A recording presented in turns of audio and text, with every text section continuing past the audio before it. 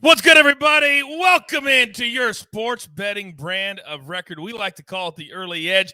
We are powered by the almighty SportsLine, the best value in all of sports betting. And you guys asked for it, so we give it to you. Now, I know you've been kind of needing to scratch that itch, a huge soccer international break.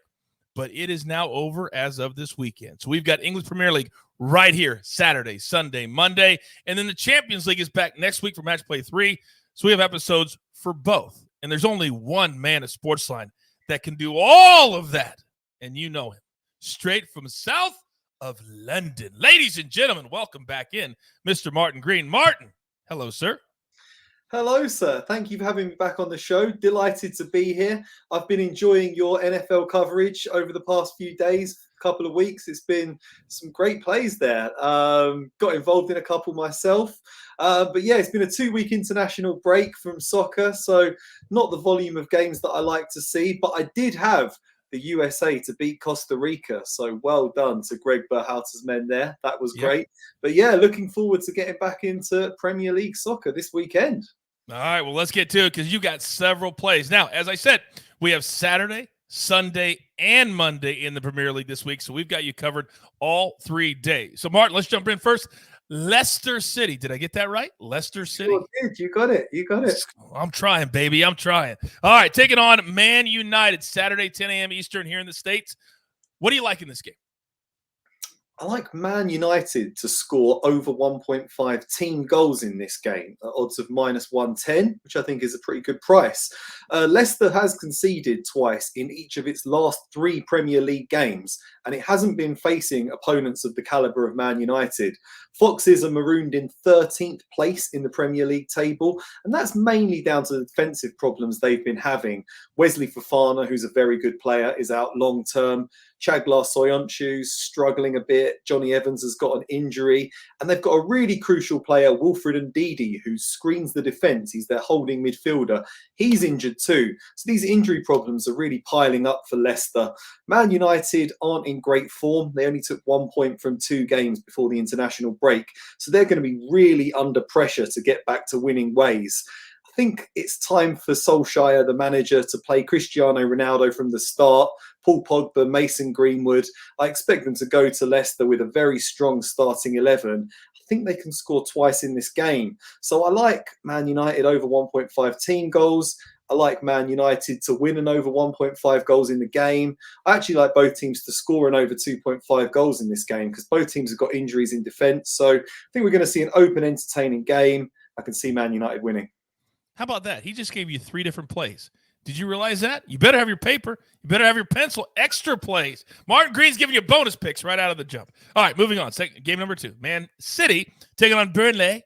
Also Saturday morning, 10 a.m. Eastern time here in the States. What do you like in this one?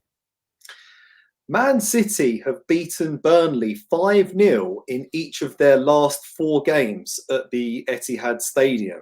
Very rare that you ever get such a stat like that the same scoreline comes in, bang, bang, bang, bang, every time. They don't concede and they score 5 goals without fail against Burnley when they play them at home. There is a vast gulf in quality between these teams. Man City are the Premier League champions. Burnley are in the relegation zone, and they haven't won a game all season.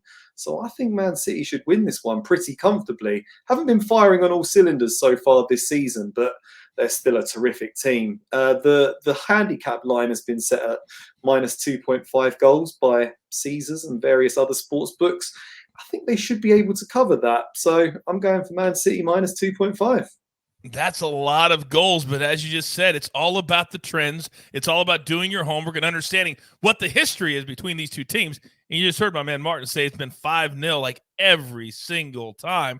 So let's back that again, and the number's terrific, getting plus money on that play. All right, game number 3, also Saturday, 10 a.m. Eastern time. We're going to go Norwich City taking on Brighton. What do you like in this matchup? Norwich aren't a particularly good team. They ended a 20-game Premier League losing streak last time out when they drew 0-0 with Burnley. But they lost their previous 20 games in the Premier League. Really, really struggling in the top division. They're still bottom of the table. They've got 1 point from 7 games so far this season. Whereas Brighton are flying high in 6th place. They've got 4 wins, 2 draws, and just 1 defeat from their 7 games so far. They were unlucky not to beat Arsenal in the game before the international break. I think they should just about be able to put Norwich to the sword in this one. It's a very good price at plus 113. I mean, if you wanted to be a bit more cautious, you could go for Brighton draw no bet, but I'm going to push it. I think they go to Canary Road and get a win, Carrow Road. I want your vocabulary when I grow up and become an adult. Take it to the sword. Take it to the sword. God, that sounds so cool when you say it like that. All right, game number 4 today. This is Sunday, 11:30 a.m. Eastern Time. Newcastle taking on Tottenham. Now, what do you like in this matchup? Yeah, this one pains me as an Arsenal fan because I'm going for Tottenham to win it, Coach. Newcastle fans are so excited right now. Saudi Arabia, the country Saudi Arabia, just bought Newcastle. So Abu Dhabi owns Manchester City. Qatar owns PSG, and they're 2 of the most successful clubs in the world right now. Saudi Arabia, which is richer than both Qatar and Abu Dhabi put together, has now bought Newcastle. So Newcastle fans just expect world-class players to be going to St James's Park on a regular basis. But they can't start spending money until January when the transfer window opens. Right now, they're still stuck with the same terrible players that they've just got. Newcastle are 19th in the table, 0 wins from 7 games so far this season, and their striker Callum Wilson's been out injured as well. So things aren't looking great for them. They're going to need to invest heavily when the transfer window opens. But right now, Tottenham, I think, should be able to go up to St James's Park and get a win.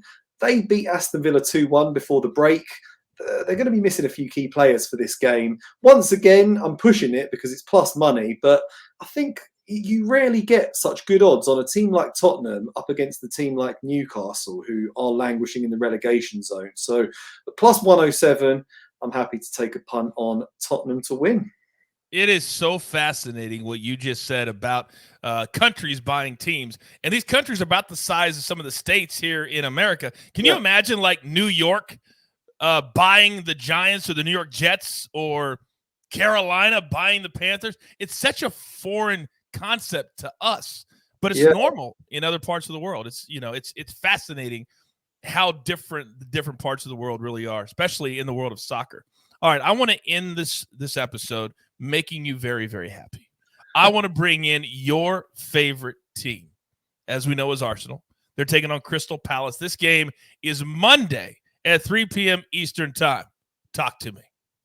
Yeah, it's going to be a big game because Crystal Palace are managed by Patrick Vieira, who was formerly Arsenal captain. He's an absolute legend for Arsenal, but we're hoping that we get the better of him on Monday night, and I think Arsenal should just about be able to get the job done. They showed signs of improvement before the international break, 4-game unbeaten streak, and they've won their last 2 home games, which is good. Only one of their games has seen over 4.5 goals so far this season. None of Crystal Palace's games have gone over 4.5 goals. Yep. So I think we're reasonably safe in going for under 4.5. I think Arsenal should be able to get the win. So Arsenal and under 4.5 goals, minus 115. Hope they make me happy. Yeah, I think they're going to make me very, very happy too, only laying the 15 cents. All right, we are up against it. Grab your paper, grab your pencil. Here is the recap. And as always, from the jeweler, it looks glorious. We're going to go Man United. All they got to do is score 2 goals. If they lose 5-2, we still win the bet. And I love that. Then Man City, you got to win by 3. As you heard Martin say, the last several games, they won 5-0 over the same Burnley team. Then Brighton plus 113, Tottenham plus 107, and then Arsenal to win, and the game goes under 4.5 goals. So a 3-1 win, we'd cash that ticket. All right?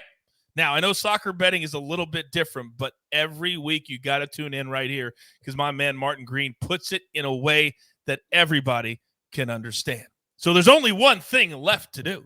You've got your marching orders. Let's take all of these English Premier League tickets straight to the pay window.